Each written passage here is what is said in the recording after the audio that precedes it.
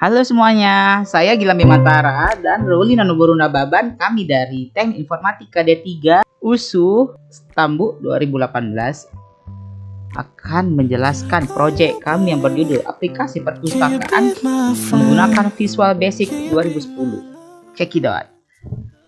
Nah, jadi pertama ada form, login, dan home.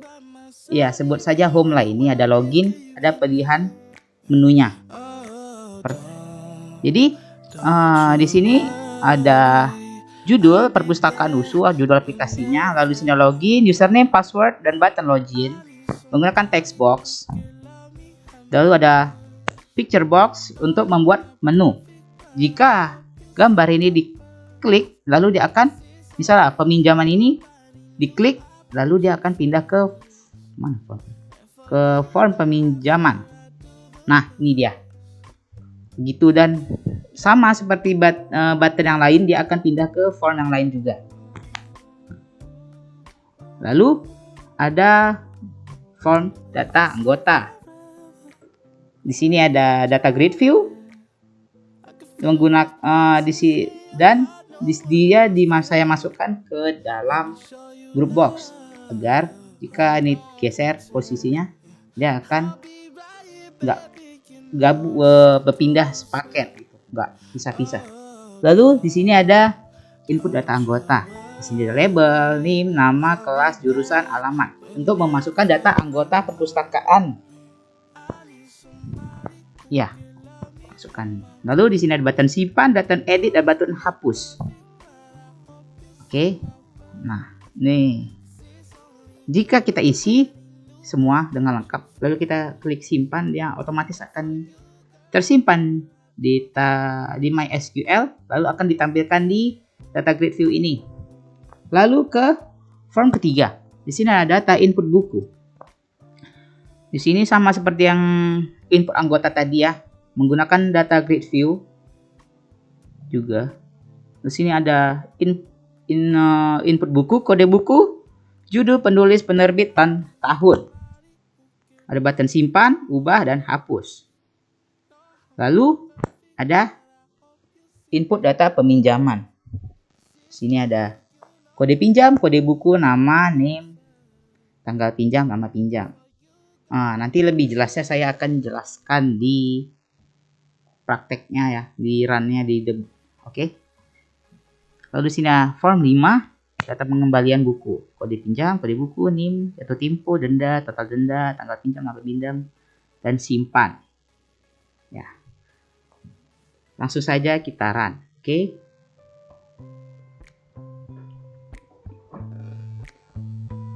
Oh iya, untuk mengoneksikannya dengan MySQL, kita harus membuka ODBC.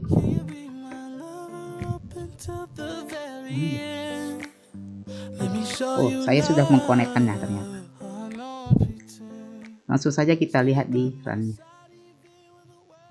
Nah, jadi saya di sini akan login admin.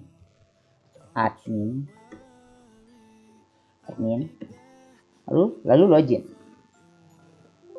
Login berhasil. Selamat datang admin. Lalu saya akan menginput anggota.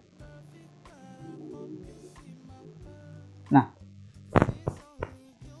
di sini untuk anggota mana ya?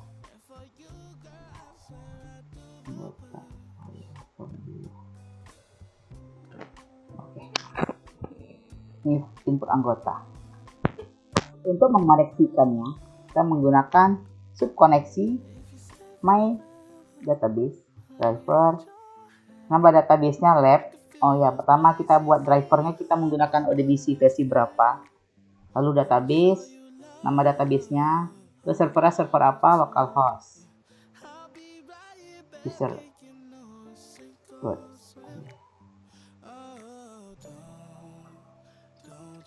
Di sini ada. Nah, di sini saya sudah menyimpan data anggota sebanyak 5 anggota. Seperti ini saya akan menyimpan lagi 14, 24, 26, 008 Ferrari, kelasnya A18, jurusannya TI D3, alamatnya Medan. Simpan, data disimpan dan dia otomatis masuk ke data video. Seperti ini codingan. Nah, seperti ini.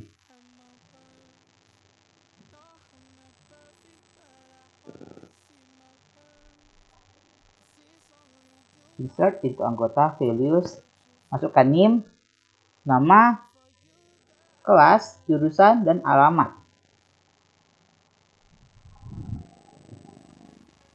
Lalu jika tersimpan seperti tadi, dia akan keluar message box data disimpan. Oke. Lalu di sini ada input data buku perpustakaan. Di sini ada kode buku, ada judul, penulis, penerbit, dan tahun. Seperti ini contohnya ya. A7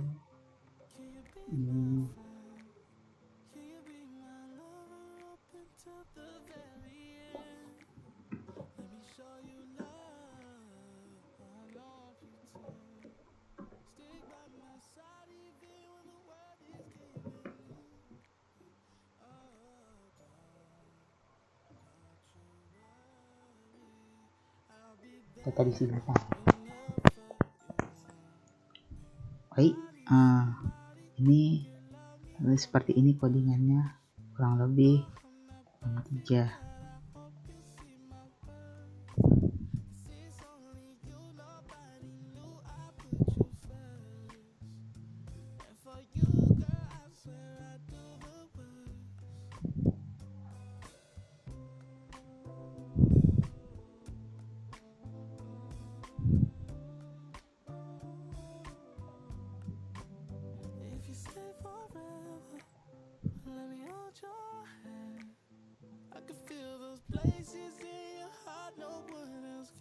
Selanjutnya kita ke form peminjaman.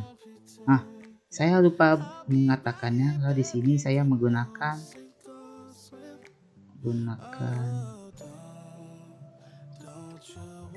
menu strip.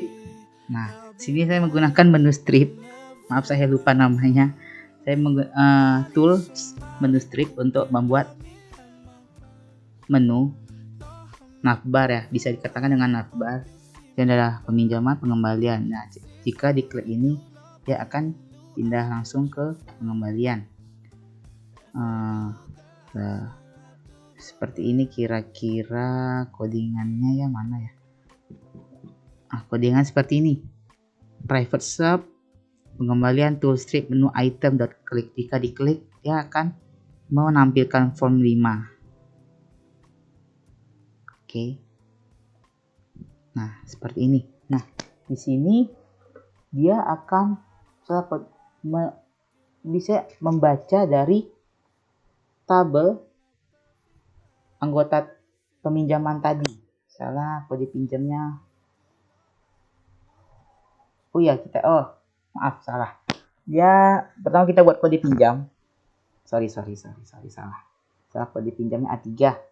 Terus di sini dia bisa membaca kode buku dari tabel buku tadi yang diisi di form buku.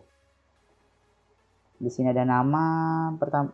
Di sini juga input data anggota. Anggota tadi NIM-nya terbaca di sini. Kita tinggal menulis nama. Misalnya Zahwa. Di sini udah ada Zahwa ya. Zahwa minta lagi Zahwa Ratu Pasha 4. Klik di sini, tanggal kita tentukan tanggal pinjamnya tanggal berapa. Tanggal 31. Mengembalikan tanggal 31. Nah, lama pinjamnya 1 hari. Simpan di sini dia tersimpan yang tadi A3 tadi ya. Lalu kita ke pengembalian. Nah, di sini pengembaliannya bisa membaca dari tabel peminjaman. Ini kode pinjaman tadi yang barusan kita isi ada A3. Oh ya, jadi dia otomatis kode bukunya, NIM, tanggal pinjam dan lama pinjam membacanya. Nah, di sini kita klik tanggal kembali kapan. Tadi kan 1 hari. Lalu kita terserah mau kapan saja, mau tanggal 1 Januari, jatuh temponya 1 hari, berarti kan jatuh temponya. Di sini kita buat denda, misal 1 hari 2.000. Total denda 2.000. Kalau jahwanya tadi balikinnya tanggal 5, jatuh temponya 5 hari. Total dendanya 10.000. Ya otomatis. Seperti itu. Buku dikembalikan. Nah, tercatat di sini. Baik.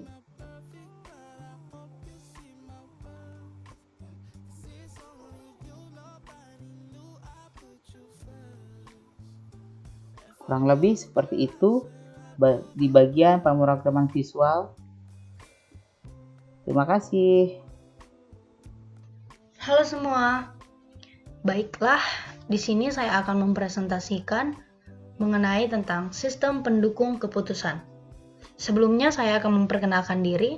Perkenalkan, nama saya Rolina Bruna Baban dengan NIM 182 40 60 18 dan rekan saya Gilang Bimantara dengan NIM 182 40 60 002. Langsung kita mulai saja. Pengertian SPK atau sistem pendukung keputusan. Definisi awal SPK adalah sebuah sistem untuk membantu seorang manajer dalam pengambilan keputusan. Apa itu sistem? Lalu apa itu keputusan? Sistem adalah kumpulan atau gabungan elemen-elemen yang saling berhubungan satu sama lain membentuk satu kesatuan dan tujuan yang sama. Lalu keputusan merupakan suatu pemecahan masalah sebagai suatu hukum situasi yang dilakukan melalui pemilihan satu alternatif dari beberapa alternatif. SPK adalah sebuah sistem yang mampu memberikan kemampuan, baik kemampuan pemecahan masalah maupun kemampuan pengkomunikasian untuk masalah semi terstruktur. Selanjutnya, prinsip dasar pengambilan keputusan. Seperti yang sudah kita lihat, ada gambar di sebelah kiri, merupakan gambar hubungan struktur masalah dengan tingkat dukungan yang dapat disediakan oleh komputer. Bulat itu merupakan tingkat struktur masalah yang bisa diatasi. Jika kita menggunakan komputer, masalah itu bisa digunakan terstruktur. Dan jika kita menggunakan manajer dan komputer, kita dapat menyelesaikan masalah itu semi terstruktur. Tingkat struktur penyelesaian masalahnya itu semi terstruktur.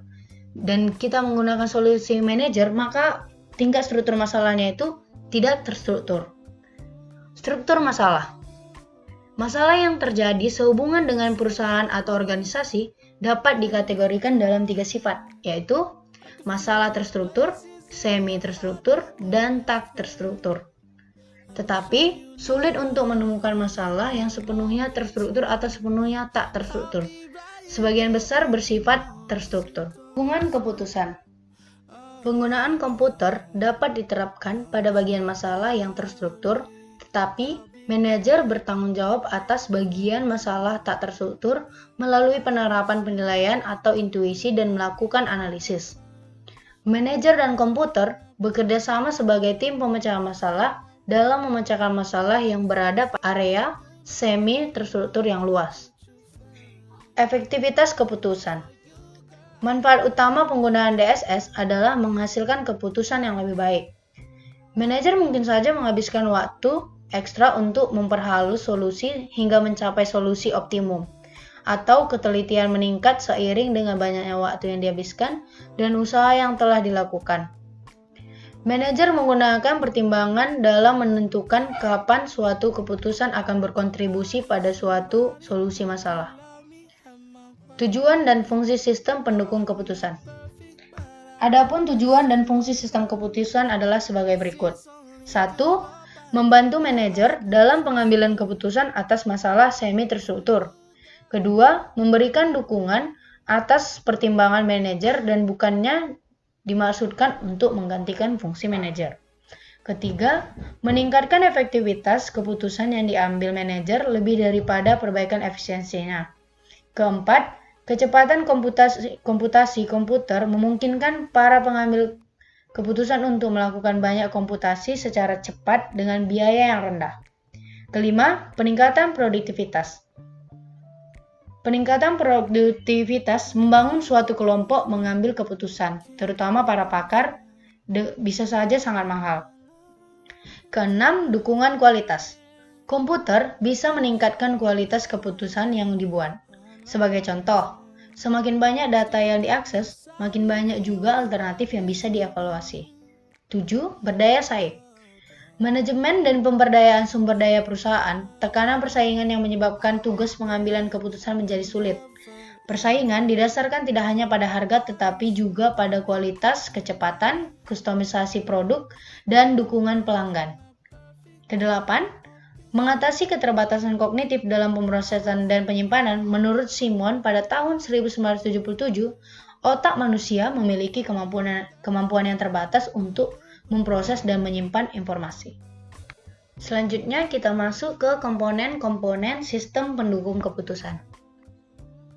Manajemen data meliputi basis data yang berisi data-data yang relevan dengan keadaan dan dikelola oleh perangkat lunak yang disebut dengan Database Management System atau DBMS.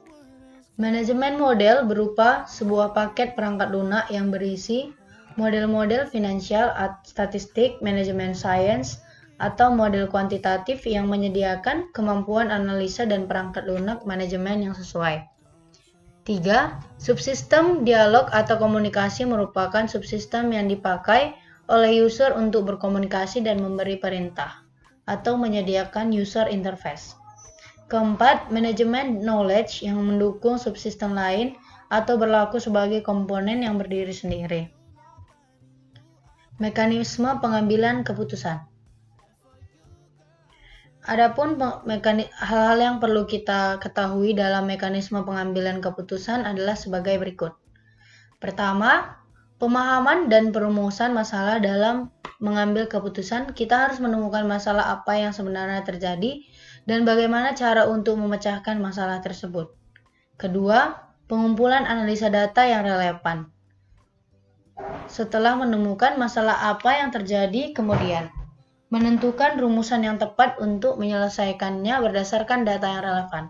Ketiga, pemilihan alternatif terbaik dari data yang telah didapat. Dalam memutuskan, kita dapat memilih alternatif yang paling baik untuk menyelesaikan suatu masalah. Keempat, implementasi. Implementasi keputusan melaksanakan keputusan yang telah diambil dan bertanggung jawab melaksanakan dengan memperhatikan resiko dan ketidakpastian terhadap keputusan yang diambil. Kelima, evaluasi implementasi yang telah diambil harus sesuai dimonitor secara terus-menerus. Apakah berjalan lancar dan memberikan hasil yang diharapkan atau tidak. Selanjutnya kita masuk pada perencanaan proyek. Dalam melakukan perencanaan proyek, ada syarat yang perlu kita penuhi sebelum membuat perencanaan. Adapun syarat-syarat dari perencanaan adalah sebagai berikut. 1. Mempunyai tujuan yang jelas. Kedua, sifatnya simple atau sederhana. Ketiga, memuat analisis terhadap pekerjaan yang dikerjakan. Keempat, bersifat fleksibel. Kelima, mempunyai keseimbangan yaitu keselarasan tanggung jawab dan tujuan tiap bagian dalam perusahaan dengan tujuan akhir perusahaan yang. Keenam, mempunyai kesan bahwa segala sesuatu itu telah tersedia serta bisa digunakan secara efektif dan memiliki daya guna. Ketujuh, perencanaan proyek dibuat bukan tanpa alasan, melainkan dibuat untuk meminimalisir terjadinya kesalahan dalam pengerjaan proyek. Ada dua alasan utama yang perlu kita ketahui dalam perencanaan proyek, yaitu 1. Protective benefit. Dari pengurangan kemungkinan terjadinya kesalahan dalam pembuatan keputusan. Positive benefit adalah positive benefit dalam bentuk meningkatnya sukses pencapaian tujuan organisasi. Selanjutnya, manfaat dari perencanaan proyek yang dapat kita rasakan adalah sebagai berikut. 1. Suatu bentuk perencanaan dapat membuat pelaksanaan tugas menjadi tepat dan kegiatan tiap unit akan terorganisir dengan baik menuju arah yang sama. Kedua, suatu perencanaan yang disusun dari penelitian yang akurat akan menghindari kesalahan-kesalahan yang mungkin terjadi. Ketiga, suatu perencanaan yang memuat standar atau batasan tindakan dan biaya akan memudahkan pelaksanaan pengawasan. Keempat, perencanaan bisa dipakai sebagai pedoman untuk melaksanakan kegiatan sehingga aparat pelaksana mempunyai irama atau gerak dan pandangan yang sama untuk mencapai tujuan perusahaan. Berikut merupakan tanggapan-tanggapan dari perencanaan proyek. 1. Penentuan tujuan proyek dan kebutuhan-kebutuhan untuk mencapai tujuan tersebut. Kedua, mengidentifikasi pekerjaan-pekerjaan apa yang diperlukan untuk mencapai tujuan itu dan bagaimana urutan pelaksanaan kegiatan-kegiatan tersebut. Ketiga, organisasi proyek dirancang untuk menentukan departemen-departemen yang ada, subkontraktor yang diperlukan, dan manajer-manajer yang bertanggung jawab terhadap aktivitas pekerjaan yang ada. Keempat, jadwal untuk setiap aktivitas. Kapan aktivitas dimulai dan kapan aktivitas harus sudah selesai. Kelima, mempersiapkan anggaran dan sumber daya yang diperlukan untuk melaksanakan setiap aktivitas. Keenam, mengestimasi waktu, biaya, dan permanfaatan penyelesaian proyek. Selanjutnya kita masuk pada proses perencanaan proyek. Seperti yang kita tahu, saya sudah menyediakan diagram di sebelah kiri, di mana itu merupakan alur dari proses perencanaan proyek. Dimulai dari perumusan tujuan, menuju pengumpulan data, menuju data-data dianalisis, dan tujuan baru. Dari perumusan menuju pengumpulan data, perumusan tujuan dapat dicapai bila ada kecukupan data atau representasi dan kejelasan yang terukur atau spesifik meliputi aspek atau substansi, ruang atau lokasi dan tempat, dan sumber daya manusia mengenali keahlian dan pengetahuan khusus dari tiap orang. Sumber daya modal merupakan kebutuhan dalam proses perencanaan, dan sumber daya waktu, durasi waktu beberapa lama yang harus dicapai. Selanjutnya kita masuk pada fungsi perencanaan proyek. Suatu perencanaan yang tepat disusun secara sistematis dan memperhatikan faktor objektif akan dapat berfungsi sebagai berikut. 1. Sebagai sarana komunikasi bagi semua pihak penyelenggara proyek. Kedua, dasar pengaturan alokasi sumber daya. Ketiga, alat untuk mendorong perencana dan pelaksana melihat ke depan dan menyadari pentingnya unsur waktu. Kelima, sebagai pegangan dan tolak ukur fungsi pengendalian. Selanjutnya, kita masuk pada metodologi penelitian. Metodologi penelitian adalah sebuah upaya sistematis dalam rangka pemecahan masalah yang dilakukan peneliti agar dapat menjawab permasalahan-permasalahan atau fenomena yang terjadi. Metodologi penelitian mempunyai manfaat sebagai seorang peneliti, diantaranya adalah 1. Menggunakan metodologi, peneliti dapat memudahkan pekerjaan agar sampai pada tahap pengambilan keputusan atau kesimpulan-kesimpulan. 2. Menggunakan metodologi, para peneliti dapat mengatasi berbagai keterbatasan yang ada, misalnya keterbatasan waktu, biaya, tenaga, etik, dan lain-lainnya. 3. Kesimpulan yang diambil oleh peneliti dapat terpercaya. Keempat, kesimpulan yang diambil dapat digunakan untuk memecahkan masalah. Selanjutnya, jenis-jenis metode penelitian. Pertama, metode kualitatif. Kedua, metode kuantitatif. Ketiga, metode survei. Keempat, metode ex post facto. Kelima, metode deskriptif. Keenam, metode korelasional. Ketujuh, observasi. Ke-8, wawancara. Selanjutnya kita masuk pada tahap membuat SPK atau sistem pendukung keputusan. Seperti yang kita lihat, di atas ini merupakan analisis sistem usulan atau analisis sistem berjalan perpustakaan.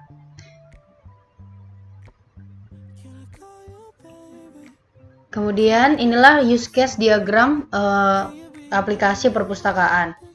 di mana user di sini akan melakukan pendaftaran, pencarian, login, melihat data buku yang ingin dipinjam, meminjam buku, melihat tanggal pengembalian, dan admin akan melakukan login juga, kemudian menginput daftar manajemen data, input daftar, input data pinjaman, input data kembali, input data denda, mengakses buku yang belum dikembalikan.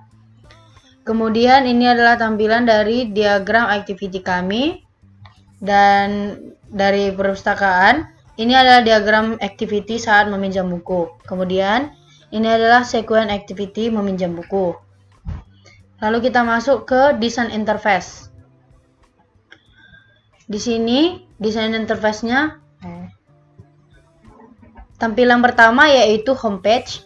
Sebelum melakukan input data, kita harus melakukan login dengan menginput username dan password dahulu. Kemudian kita masuk ke gambar kedua. Jika login berhasil, maka akan muncul message box seperti login berhasil, selamat datang admin. Lalu kita tekan OK. Kemudian kita masuk, setelah berhasil login, selanjutnya kita klik button input anggota di menu untuk pindah ke form input anggota. Seperti gambar tersebut. Kemudian setelah dari form input anggota, kita pindah. Selanjutnya, setelah selesai input data buku, kita pindah ke form input data peminjaman. Untuk memasukkan data peminjaman buku, sama seperti tadi, kita hanya perlu sekali klik pada strip menu di bagian atas button peminjaman. Selanjutnya, setelah selesai input data peminjaman, kita pindah ke form data pengambilan untuk memasukkan data pengambilan buku. Sama seperti tadi, kita hanya perlu sekali klik pada strip menu di bagian atas button pengambilan. Selanjutnya kita akan membahas tentang metodologi aplikasi perpustakaan. Jadi, mekanisme pengambilan keputusan berdasarkan studi kasus proyek kami tentang aplikasi perpustakaan menggunakan metode Farris-Simons clustering untuk memenuhi kekuatan peminjaman buku dan menentukan buku apa yang paling banyak dipinjam. Oleh karena itu, kami menggunakan metode Farris-Simons clustering. Farris-Simons clustering adalah sebuah metode clustering yang mengizinkan satu data menjadi milik dua atau lebih. Metode ini sering digunakan dalam pengenalan pola atau pattern recognition. Metode ini juga mengalokasikan kembali data ke dalam masing-masing cluster dengan memanfaatkan teori Farris-Simons. Dalam metode ini dipergunakan variabel membership function yang merujuk pada seberapa besar kemungkinan suatu basis data bisa menjadi anggota ke dalam suatu cluster. Terima kasih. Demikianlah presentasi dari proyek kami. Jika ada kesalahan, kami mohon maaf. Oh, don't you worry, I'll be there whenever you want.